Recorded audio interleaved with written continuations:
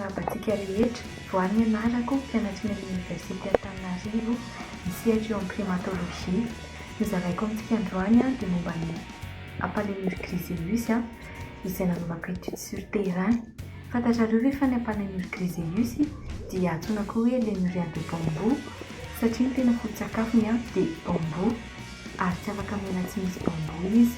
Ohatra hita teny amin'ny terrain zao ny vanim-potoana fahavokarana voankazo iray atao hoe voaloa tamin'izay ary dia tena vokatra io no maro ao anaty ala. Mila betsaka an'io ny Griselius io nefa na dia izany ary dia tsy maintsy mihinana bambou foana koa izy.